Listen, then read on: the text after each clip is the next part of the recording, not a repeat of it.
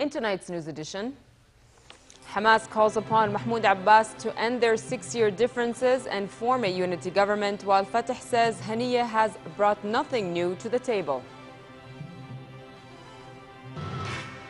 2 kidnapped Turkish pilots are freed in Lebanon as part of a deal that saw 9 Lebanese hostages released in Syria, and the Turkish pilots are expected to arrive in Turkey sometime tonight. And a violin that was salvaged from the wreckage of the Titanic is auctioned for $1.46 million, a record price for memorabilia from the doomed ocean liner.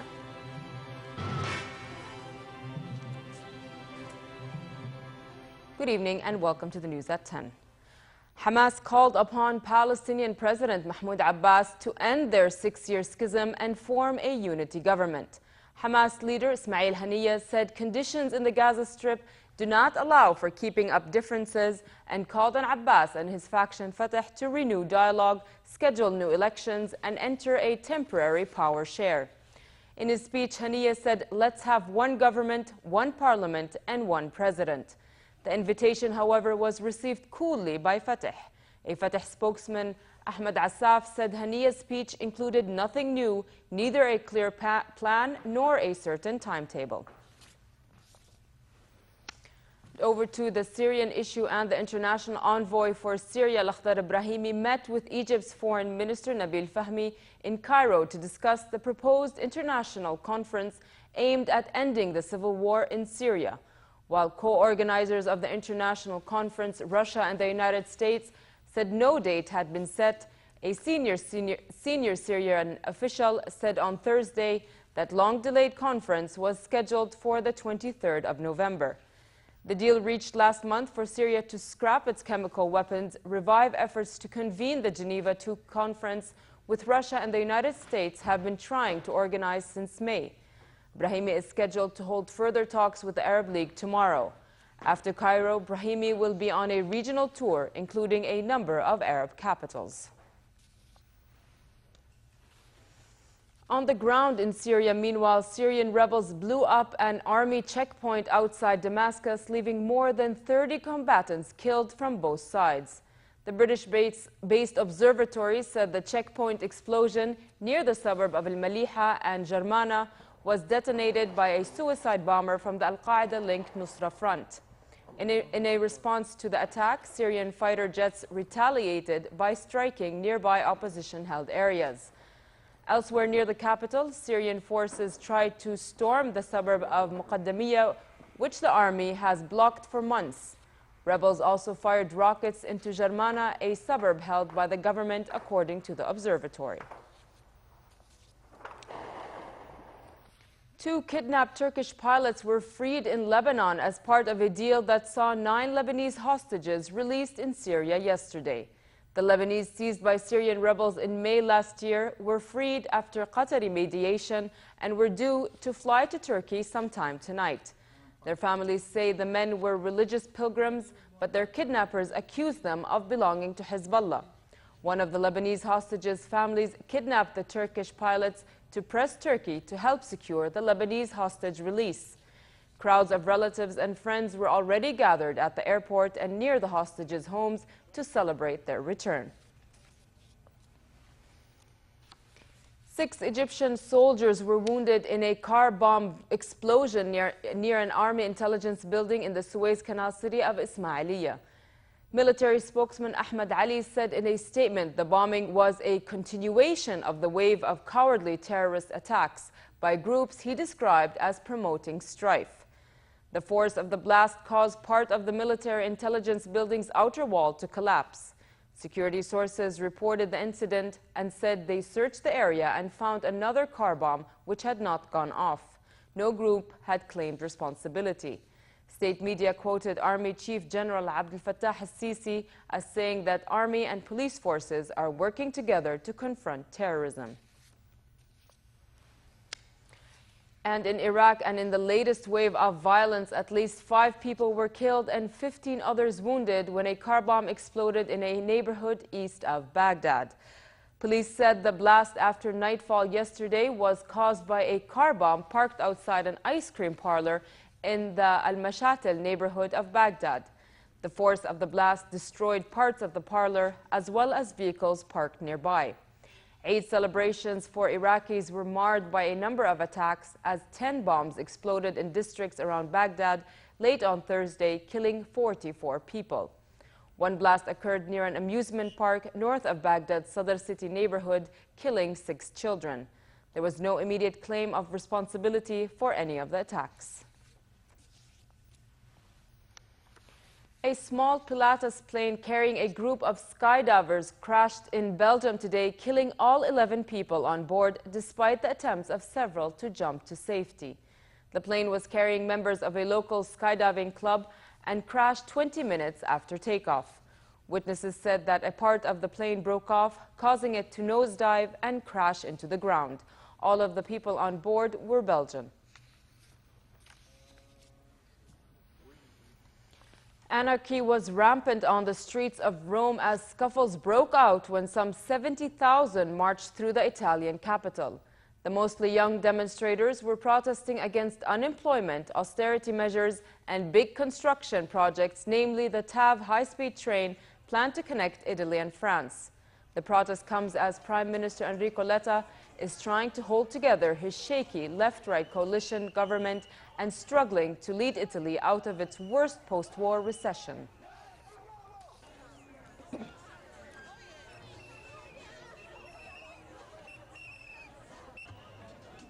And we stay in Italy, where former Prime Minister Silvio Berlusconi is barred from holding public office for 2 years following a conviction for tax fraud, according to a Milan court ruling. But since Berlusconi is a senator, the decision will have no immediate effect, and his expulsion from the Senate will depend on a separate vote in the upper house of parliament, expected to take place next month. The 4-year sentence was replaced to 1 year, and if the Senate expels him, Berlusconi will spend the year either under house arrest or in community service. Earlier, the Supreme Court confirmed the conviction, but ordered a further judicial review of a ban on holding public office imposed for the same offense.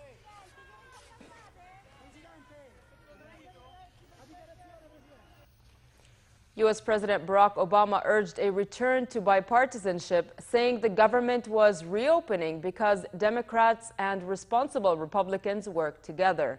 He said the two bickering parties must refocus their attention, saying there are 3 places where Democrats and Republicans can work together.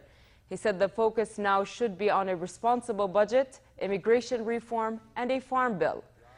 Obama said there were no winners in the budget showdown between the Republicans and Democrats, which left the government paralyzed for 2 weeks.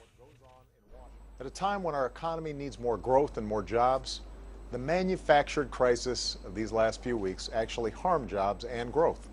The way business is done in Washington has to change. Now that these clouds of crisis and uncertainty have lifted, we need to focus on what the majority of Americans sent us here to do: grow the economy, create good jobs, strengthen the middle class, lay the foundation for broad-based prosperity, and get our fiscal house in order for the long haul. Australian bushfires continue to engulf homes in New South Wales with no signs of rain. Around 1,500 firefighters are tackling more than 70 fires across the state that are threatening to destroy even more properties as the fire remains uncontained. We get more in this report. By Saturday, Australian firefighters were saying nearly 200 homes had been destroyed by the New South Wales wildfires.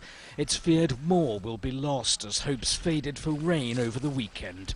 The optimism we had for good widespread rain seems to be disappearing, and at best we're talking about some showers across different areas later in the week.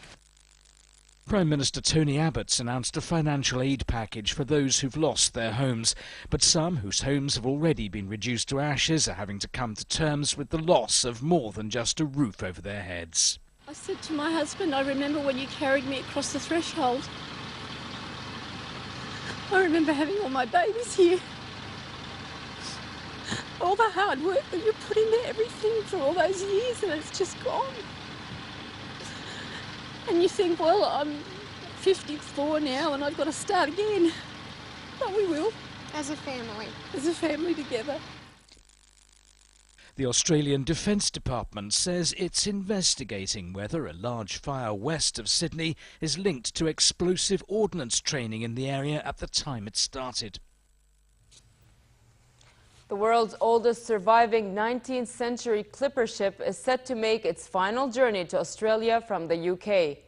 The ancient maritime ritual to rename the ship was carried out to appease the gods of the sea and four winds, drawing chuckles from Prince Philip, who attended the ceremony.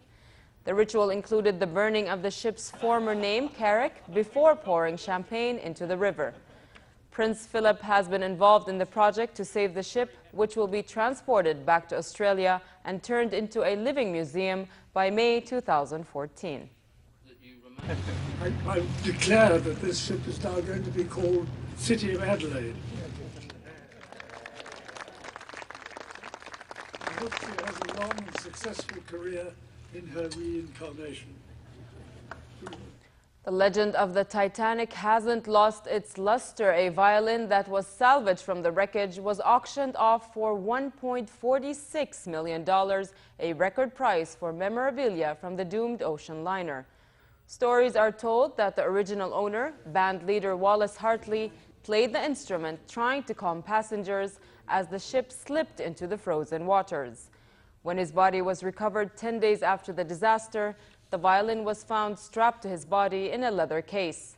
Hartley and his 7 fellow band members all died after choosing to play on. Auctioneers were happy to finally share what they deemed a piece of history. What was important to him, which we've done, we got it on view to as many people as possible. So if it is bought by an investor, and if it spends the next 100 years locked away somewhere, at least a lot of people have seen it this year. I mean, over 300,000 people saw it in America. It's been on display in Belfast. It's been on display only for a few hours in Dewsbury in Yorkshire. So lots of people have seen it, and I hope beyond hope, that it's bought by someone who will put it on display, and it will be seen because it is a truly emotional item.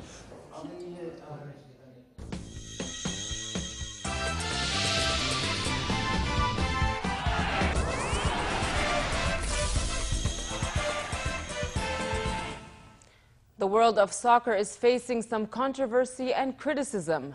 Bayer Leverkusen's forward Steven Kiesling scored a phantom goal which a FIFA source said would have spotted the mistake, nor the additional goal line assistants who are used in European club competitions. And over to the Australian Grand Prix, defending champion Jorge Lorenzo took pole position, edging title rival Marc Marquez in a furious qualifying session.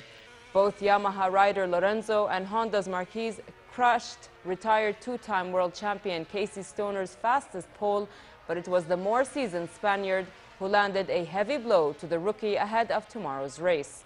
Lorenzo's fastest lap of 1 minute 27.8 seconds was 0.2 seconds better than Marquez, who can win the championship if the title holder does not finish in second.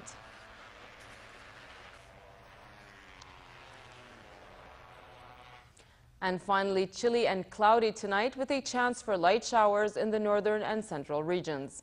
Tomorrow, cool conditions prevail in most parts of the country, but mild in the Badia and Jordan Valley.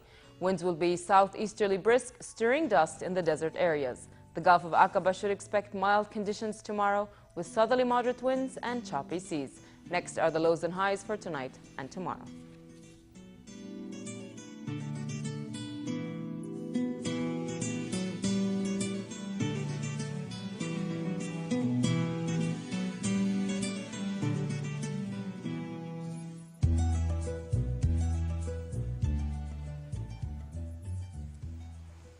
To end the news, here's a reminder of our top stories. Hamas calls upon Mahmoud Abbas to end their 6-year differences and form a unity government, while Fatah says Haniya has brought nothing new to the table. 2 kidnapped Turkish pilots are freed in Lebanon as part of a deal that saw 9 Lebanese hostages released in Syria, and the Turkish pilots are expected to arrive in Turkey sometime tonight. And a violin that was salvaged from the wreckage of the Titanic is auctioned for $1.46 million, a record price for memorabilia from the doomed ocean liner.